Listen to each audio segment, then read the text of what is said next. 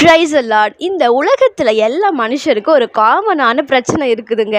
அந்த 4 பேர். இந்த 4 பேரை குறித்து நம்ம நிறைய பயத்தோடு கூட இருக்கிறோம். நம்ம வாழ்க்கையில் என்ன நடந்தாலும், ஐயோ அந்த 4 பேர் என்ன சொல்லுவாங்களோ, ஐயோ அந்த 4 பேர் என்ன நம்மளை பற்றி பேசுவாங்களோன்னு சொல்லி நம்ம சிந்தையில் அப்படியே போட்டு குழப்பிக்கிட்டே இருப்போம். இதனால் குடும்பத்தில் பிரச்சனை வரும். நிறைய சூழ்நிலைகள் நான் இந்த காரியத்தினால வரதாங்க செய்யுது.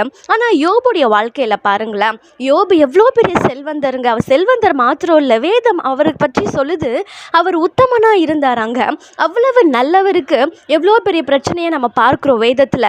ஆனால் ஃபஸ்ட்டு அவங்க ஃப்ரெண்ட்ஸ் சர்க்கிள்லே சொல்கிறாங்க, நீ அப்படி இருந்தப்பா இப்படி இருந்தப்பா பரவாயில்ல எல்லாம் சரியாயிடும்னு சொல்கிறாங்க. கொஞ்ச நாள் போகும்போது அவங்களே வந்து யோபை கடிந்து கொள்றதை பார்க்குறோம். நீ பாவம் செஞ்சிருப்ப அப்படி இப்படின்னு சொல்கிறதையும் நம்ம பார்க்குறோங்க. அந்த 4 பேர் அவங்க வாழ்க்கையில் இருந்த போதிலும் யோபு சொன்னார். யோபு 19ஆம் அதிகாரத்தில் நம்ம பார்க்குறோம், என் மீட்பர் உயிரோடு இருக்கிறார் என்று அறிந்திருக்கிறேன். நம்ம வாழ்க்கையில் சில சூழ்நிலைகளில் கடந்து போகும் பொழுது அந்த 4 பேரை குறித்து நீங்கள் பயப்படாதீங்க, சோர்ந்து போகாதீங்க, கலங்காதீங்க. அப்போ நீங்கள் விசுவாசமாக சொல்லுங்கள், என் மீட்பர் உயிரோடு கூட இருக்கிறாரு, எனக்காக அவர் யாவையும் செய்வார்னு சொல்லி நம்ம சொல்லும் பொழுது கர்த்தர் அதன் காலத்தில் எல்லாவற்றையும் செய்து முடிப்பார். கர்த்தர் உங்களை ஆசீர்வதிப்பாராக.